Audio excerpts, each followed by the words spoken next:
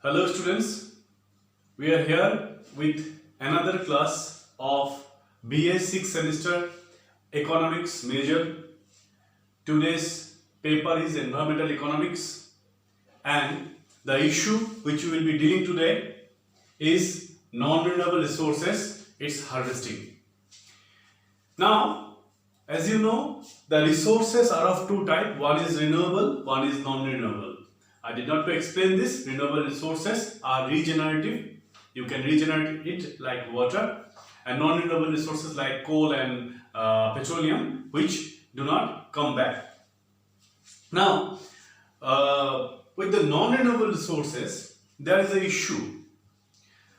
The thing is that whether you are going to use the resources now or you are going to use the resources for future.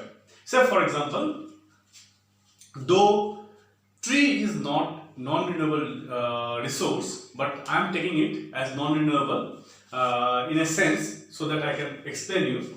Say you have a big tree. You have a big tree. So in your compound, now you have two options. You can cut the tree now, sell the wood, and the money which you get you can invest and you can get a good interest on that. So this is the first option. And second option, you can keep the tree for further use, because the wood price will go on increasing. So once it increases, there is scarcity of wood. After 10 years, you are cutting the tree and you are selling them. You will get a good amount of money. So in both the purposes, I am saying I am talking about investment. So how you can do the investment? First, you can cut the tree, sell the wood, and get the money. Keep it in interest. Invest somewhere, get interest, and you make money. Or you keep the tree as it is. After 10 years, when there is scarcity of wood, you cut the tree and you sell it to the market. Because once it is cut, this tree will not come. In that sense, I am saying it is non-renewable. But as you know, forest is renewable thing. Whatever. So these are the two options. I think it's clear. There are two options. With every resources, petroleum, same option. You can use the petroleum now. If you are a country, say for example, you can take out all your petroleum and sell it and get money and do business or invest that with the money, or you can hold on the petroleum and sell it in future when there will be scarcity of petroleum. That is the price of the petroleum will increase. So this situation is explained with one diagram. I have already drawn the diagram to make it clear. Before that, we have to assume two things. Assuming away any extraction cost, because we have to make it simple. There is no extraction cost. Extraction cost means that is the cost of digging it out or something else, something like that. Okay, so price of the resources is P.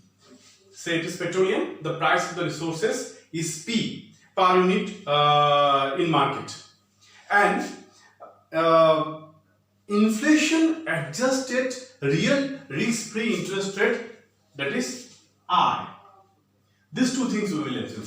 One is P, price, and second one is R, that is inflation adjusted interest rate. So inflation. What is inflation adjusted? This inflation do not affect on that. If say for example interest rate is 10% and inflation is 2%, so you deduct 2%, 8% you take as interest rate. Is it clear? Because inflation affect your interest earning in negative way. So it is adjusted. We are not, or you can simply take it. There is no inflation. Okay. So if these two things are there, then what are the two options? you can sell the resource, you can get a price P per unit of the resource, and that money you can invest, and you can get R rate of interest. But there is a tendency of increasing price of the resource. Okay, so if the resource price is going up and it is more than the rate of interest, what you will decide? You will hold on the resources. That means you will not cut down the tree because the bank rate is very low. So better you keep the tree and sell the wood after 10 years. You will get good money. And on the other hand, if this thing interest rate is higher than the price, then you will definitely cut down the tree now and save the money, invest. Now, what happens when you are holding the resources? It is not only you. You are a macro unit. You are a micro unit. In a macro level, all individuals will think alike, and accordingly, the market behavior in a perfectly competitive situation.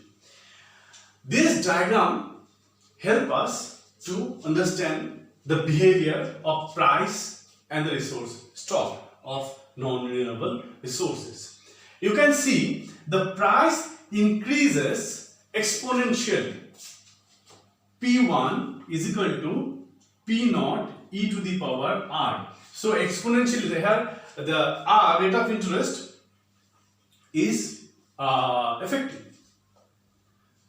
Now for non-renewable resources, the prices will go like this. What is exponential increase? Simply, first it will increase little, after that it will be increasing faster and faster, because the resources are going, that means it is non-renewable resource and resources are depleting, and as a result the prices will be going very high. In this axis we are measuring time, in this axis we are measuring price per unit of the resources. So the relation between price and your time will be like that. As time passes, it increases at a very faster rate because the rate of interest, the resource stock is going down, because it is non-renewable resource. It cannot be regenerated. Once it is gone, means gone. And what will happen to the time path of your quantity extracted of the non-renewable resources? You see, initially the quantity is falling, but at a slow rate, because I said everyone will behave in the same way. Let us keep the trees, we will sell it in the future. The price will be high. So after some time it is falling, and here you see in this part the speed. How can you see this? For your answer, this much is sufficient, this much of diagram is sufficient. For making you understand, I am drawing this. You see, I am changing this much of time, say 5 years. For 5 years, what is the change in quantity? This much, only this much decrease. No? So let me put the same time here also. So what happened? From here to here, only this much change. From here to here, you see what is the change? Depletion. What does it mean? It is depleting, and in this way it will go on depleting and will reach here, where the whole amount of resources will be exhausted. There will be no resources. That particular resource, that means that non-renewable resource about which we are talking about. So in this way, the behavioral pattern for extraction of non-renewable resources is explained, and it is explained by Harold Hurtling. So if the question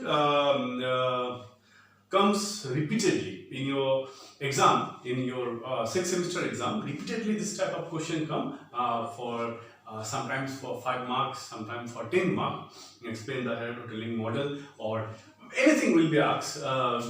Explain the issues of harvesting of non-renewable resources. So there you can give this thing, or how the price of non-renewable resources changes over time. So whatever question is asked, I'll provide the note. Don't worry about that.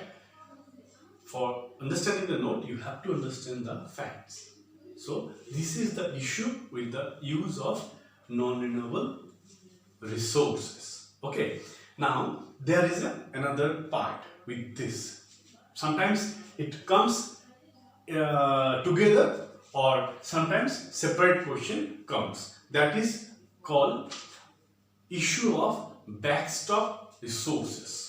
Now, since I told you that the videos will be maximum of 15 minutes, it will be difficult for me, already 11 minutes, it will be difficult for me to summarize it in a very short span. So I'll make two parts. This will be the part 1, and in the part 2, we'll be talking about